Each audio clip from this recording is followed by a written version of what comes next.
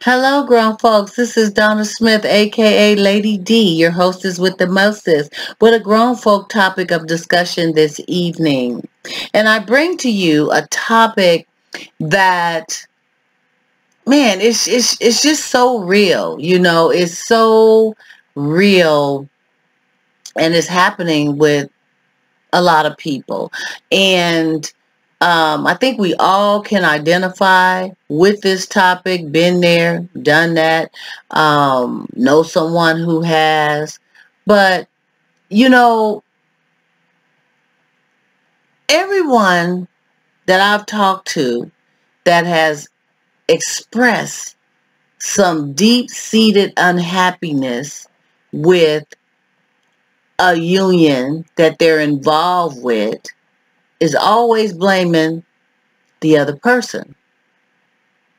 Now, say for instance, you've been dating or kicking it with somebody for quite a while. It's been a number of years. That person obviously is not on the same wavelength or channel that you're on because they're comfortable with things right where it is. You've been wanting elevation for a while, and you've expressed that to them. You've let them know, and they still have not budged with making things any different. Then you have those situations where you've been seeing someone and it's been cool on the level that it's at, but it hasn't went anywhere, and it's still kind of fresh, maybe a year, something like that, 6 months to a year, and it's still fresh on the level that it is, and they're okay with that. They still have the opportunity to get with somebody else, or see you when they want. If they don't want to see you, they don't. Call you when they want. When they don't want to call you, they don't. They leave it kind of open.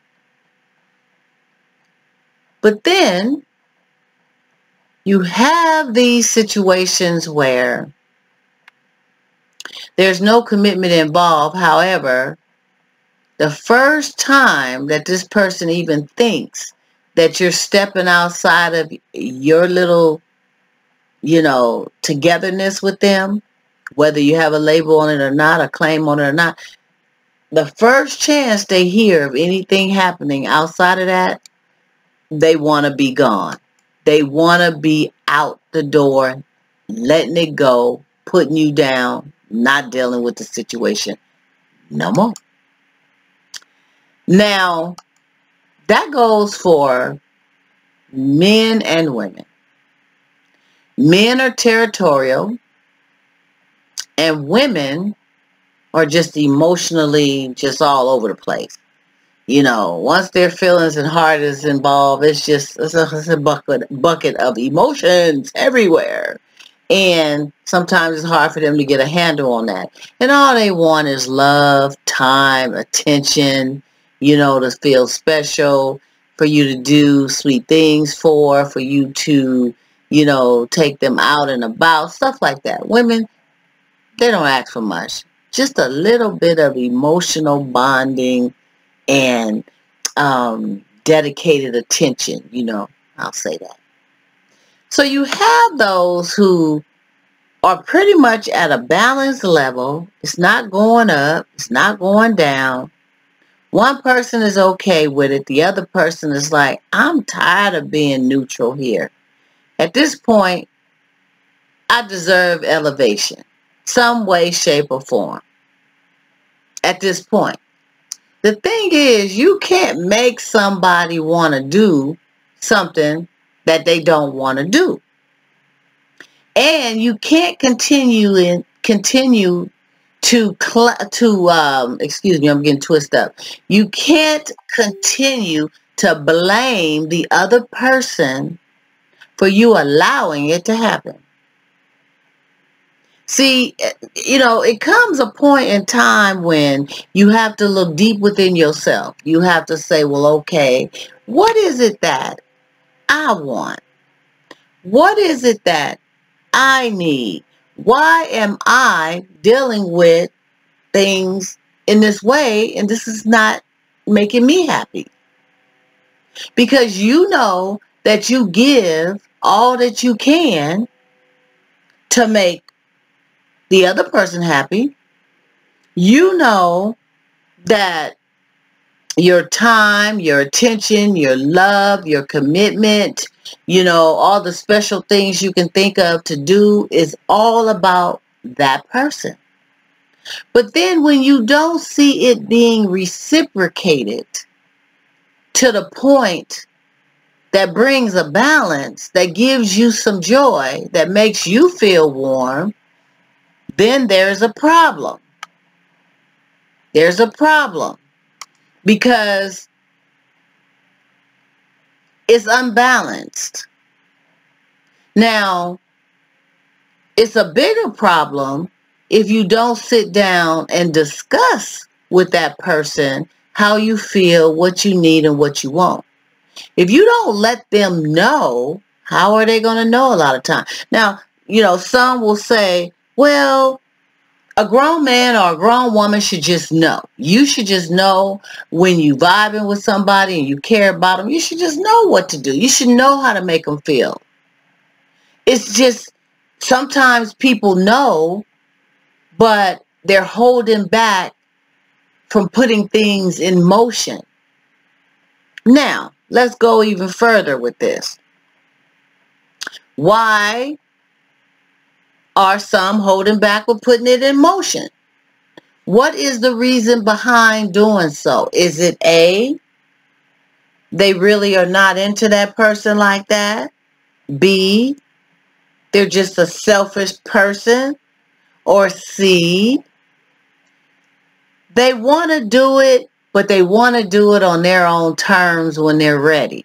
So right now, it's just comfortable for them to kind of leave it open, but they don't want you going nowhere. They don't want nobody else to have you. They don't want you doing nothing with nobody else sexually. They don't want you going bye-bye on them because they know you a good catch. They know you a good man or woman, so they don't want to let it go, but they don't want to do the things to keep you. Wow. Deep thought. So, in that situation, what do one do? Is it all about worrying about what that person is not doing, or put it out there and then focus on what you need to do? And that doesn't mean misleading someone. That doesn't mean doing things that is sneaky or out of the realm of what you guys normally do. It means standing up for what you feel you need and want. So if you're not getting it, they're not attempting to try to give it to you. They're acting like they're okay with the little sprinkles that they do give. Then you got to make some choices. You got to make some decisions. And it don't mean running to the next person, because that's never the answer. Only thing that does is cause a whole nother bowl of corruption and confusion and all that stuff. It just means taking a step back, woosahing a little bit, just getting your mind and your body and your soul in order so that you can try to find out why you're dealing with it, and then work on a way that you don't deal with it with that person or somebody else. Because we all have value and worth. We all have our own value and self-worth. And you got to tap inside of that. You're bigger and better than just settling for a few crumbs here and there from somebody that you've given so much of yourself to.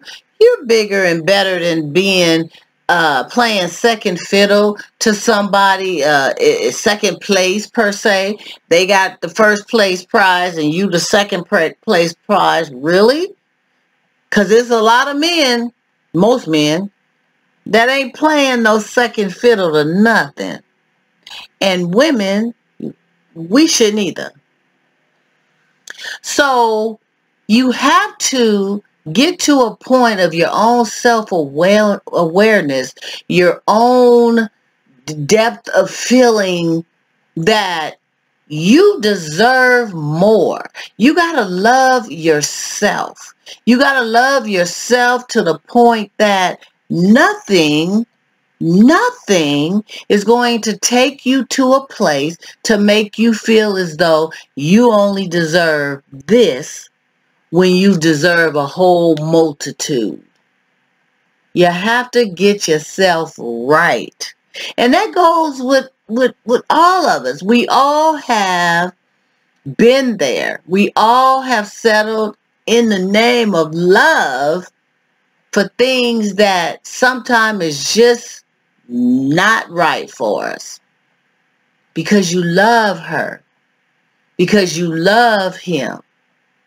Because you don't want to be apart from them. Because you have invested so much in them, in that. Some of you have been in something for 10 years or more. And we just sit back hoping and wishing and just thinking that things is going to change. When a lot of times it may just stay just the way it is until you do something different. Some of us have went into situations from the gate knowing that it's only going to be a certain status, certain level. It ain't elevating up. It ain't elevating down. A lot of times they don't have to tell you. They just show you. The writing is on the wall. You know, you sometimes miss looking at the writing on the wall as if it was invisible, but it's right there. No quality time. No going out on special dates. No being brought around family or friends. No being involved in a way that you feel like you are special, needed, desired, and wanted, and that they have something that they're trying to build with you. Think about it. The writing is usually on the wall. Now, grown folks, I hope this message has struck a nerve or a thought or a heartfelt something in someone by hearing what I have to say. Again, my questions and topics are nothing personal. They're usually things that are thought of in the moment due to wisdom, real life, due to people coming to me with situations and questions, and my day-to-day forums that I do, talk, questions, feedback, everything. I come up with what I feel is real, what I feel that people are going through, dealing with, and just want to talk about. And don't feel as though you're alone, because you're not. There's a lot of people going through just the same thing or worse than you are. So on that note, I am your hostess with the mostest, Donna Smith, aka Lady D. I'm bringing you a great topic of discussion here. Think about it, share your thoughts, talk to somebody about what you're feeling, help somebody out there, and say something good. On that note, you have a great evening. If you'd like to send me an email, I'm at dgrier12,000@yahoo.com. You can also find me on Twitter, Miss Lady D111. I'm on Facebook under Donna Smith. I'm on CD Baby under Donna Smith or Lady D. Got some great poetry and music for you grown-ups out there. Also, man, Google me. I am out there for you to reach out and touch and see what I do.